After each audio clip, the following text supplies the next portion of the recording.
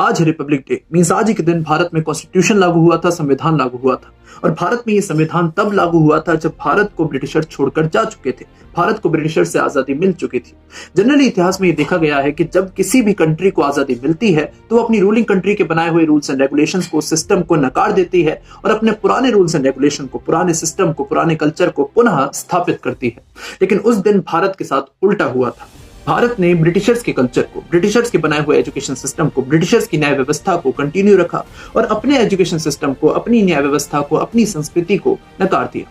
1948 में जो कॉन्स्टिट्यूशन हम पर लागू हुआ था उसमें 60 to 70% रूल्स एंड रेगुलेशन वही थे जो गुलामी के समय ब्रिटिशर्स ने हम पर लगाए थे। भारत का ये कॉन्स्टिट्यूशन, भारत का ये संविधान जो आज हम पर लागू हो रहा है वो कभी भारत का था ही नहीं। भारत का संविधान, भारत की न्याय व्यवस्था अलग ही थी। आज इसी पर्टिकुलर टॉपिक के ऊपर हम बात करेंगे और जानने की कोशिश करेंगे कि भारत का असली संविधान क्या था, भारत की असली न्याय व्यवस्था क्या थी, भारतीय संस्कृति में यह निर्णय कैसे होता था कि किसी मनुष्य ने सही कार्य किया है या गलत कार्य किया है। तो आओ इस बारे में बात करते हैं।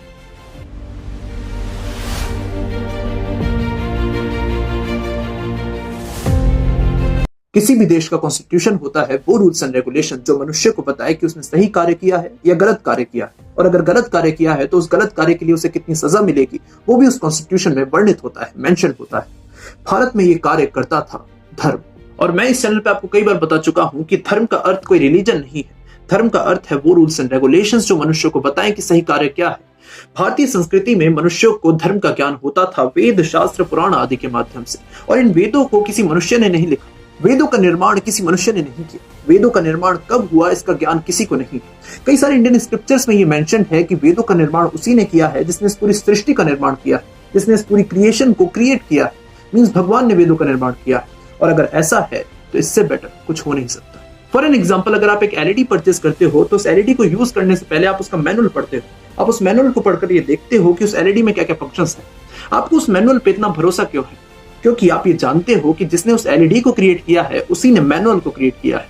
सिमिलर केस है वेदों के साथ। जिसने इस पूरे ब्रह्मांड को क्रिएट किया है, जिसने इस सारी क्रिएशन को क्रिएट किया है, जिसने सारे मनुष्यों को क्रिएट किया है, उससे बेटर ये कौन जानता है कि मनुष्यों के लिए क्या सही है और क्या गलत।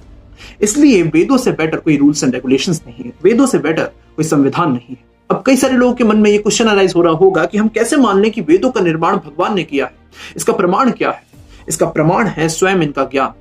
अगर वेदों का निर्माण मनुष्य ने किया होता तो इसका ज्ञान इतना शाश्वत नहीं होता, ये समय के साथ बदलता। फॉर एन एग्जाम्पल, कॉन्स्टिट्यूशन का निर्माण मनुष्य ने किया है, इसलिए कॉन्स्टिट्यूशन में आए दिन बदलाव होते रहते हैं। ये कई बार इनोवेट होता है, कई बार बदलता है। लेकिन वेदों का, शास्त्रों का, पुराणों का ज्ञान आज भी उतना ही प्रैक्टिकल है जितना उस समय प्रैक्टिकल था। आप वेदों को छोड़िए, भगवत गीता को अगर आपने अपने जीवन में उतार लिया तो आज भी आपका जीवन 180 डिग्री चेंज हो जाएगा। ये चीज हमें साफ दर्शाती है कि मनुष्य की बस की बात नहीं है वेदों को लिखना, शास्त्रों को लिखना, पुराणों को लिखना, क्योंकि मनुष्य का स्वभाव है गलतियां करना। अगर वेदों का ज्ञान आज भी उतना ही प्रैक्टिकल है जितना उस समय प्रैक्टिकल था, इसकी प्रैक्टिकलिटी हमें बताती है कि इसका निर्माण इस क्रिएशन की क्रिएटर ने किया है। पुराने समय में राजाओं को धर्म का ज्ञान होना अति आवश्यक था, क्योंकि वो अपना हर निर्णय धर्म के अनुसार लेते थे। हर राज्य में एक राजगुरु होते थे और राजा जब भी कोई निर्णय लेते थे तो वो उससे पहले अपने राजगुरु से विचार विमर्श अवश्य करते थे, क्योंकि राजगुरु को वेदों का, शास्त्रों का, पुराणों का पूर्ण ज्ञान होता था और वो राजा को धर्म के अनुसार ही सलाह देते थे। और इस तरह से भारतीय संस्कृति में न्याय होता था। भारतीय संस्कृति को न्याय का, संविधान का, धर्म का पूर्ण ज्ञान था। भारत के पास स्वयं की न्याय व्यवस्था भी थी। भारत के पास मनुस्मृति थी जिससे पता चलता था कि किस गलती की कितनी सजा है। लेकिन आज मैक्सिमम पीपल्स को मनुस्मृति से भी कई सारी प्रॉब्लम्स हैं। उन्हें लगता है कि मनुस्मृति में मनुष्यों को जन्म के अनुसार कैटेगराइज किया गया है, उन्हें ब्राह्मण, क्षत्रिय, वैश्य, शूद्र में डिवाइड किया गया है। अगर आपको भी ऐसा लगता है तो मैं आपको बताना चाहता हूं कि हमारी भारतीय संस्कृति में कभी भी किसी भी मनुष्य को जन्म के अनुसार नहीं देखा जाता, उनके कर्म के अनुसार, उनके स्वभाव के अनुसार देखा जाता है। और मनुस्मृति में भी जो मनुष्यों को ब्राह्मण, क्षत्रिय, वैश्य, शूद्र में डिवाइड किया गया है उनके कर्म के अनुसार किया गया है, उनके स्वभाव के अनुसार किया गया है। भगवत गीता में भगवान श्री कृष्ण स्वयं कहते हैं, मनुष्यों को इन 4 वर्णों में मेरे द्वारा बांटा गया है, लेकिन जन्म के आधार पर नहीं, स्वभाव के आधार पर। ब्राह्मण सतोगुणी व्यक्ति होते थे, क्षत्रिय और वैश्य रजोगुणी व्यक्ति होते थे और शूद्र तमोगुणी व्यक्ति होते थे। इतिहास में इस चीज के आप कई सारे एग्जांपल्स देख सकते हैं।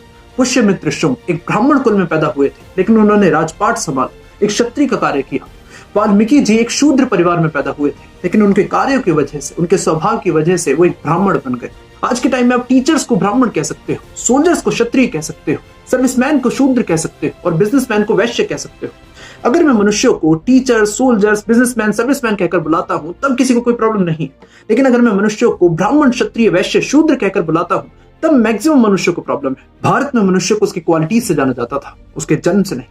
भारतीय संस्कृति में राजा के अंदर 2 क्वालिटीज होना अत्यंत आवश्यक था। सबसे पहला उसका स्वभाव अच्छा होना चाहिए, दूसरा उसे धर्म का ज्ञान होना चाहिए। इस चीज से आप ये समझ सकते हो कि क्यों प्रभु श्री राम ने रावण को युद्ध में हराकर विभीषण को लंका का राज्य सौंपा था, और क्यों भगवान श्री कृष्ण ने दुर्योधन का न चुनकर युधिष्ठिर को हस्तिनापुर का राजा चुना था। क्योंकि विभीषण और युधिष्ठिर दोनों के ही स्वभाव बहुत अच्छे थे और दोनों ही धर्म को जानने योग्य थे। छत्रपति शिवाजी महाराज के बेटे संभाजी महाराज ने कहा था, धर्म के बिना जीना मृत्यु के समान। आप बाहर से कोई भी कॉन्स्टिट्यूशन फॉलो क्यों ना करें, आपको अपना हृदय भारतीय संस्कृति में रंगना होगा, आपको अपना जीवन धर्म के अनुसार चलाना होगा। सिर्फ इस कार्य को करने से आपका पूरा जीवन बदल जाएगा। तो आज के लिए सिर्फ इतना ही। उम्मीद है ये वीडियो आपको पसंद आई होगी। उम्मीद है इस वीडियो का मोटिव आपको समझ में आया होगा। अगर इस वीडियो का मोटिव समझ में आया और अगर आपको लगता है ये मोटिव औरों तक भी पहुंचना चाहिए तो इस वीडियो को शेयर कर दें। मैं मिलता हूं आप सबसे किसी और नेक्स्ट वीडियो में। तब तक के लिए जय श्री कृष्ण।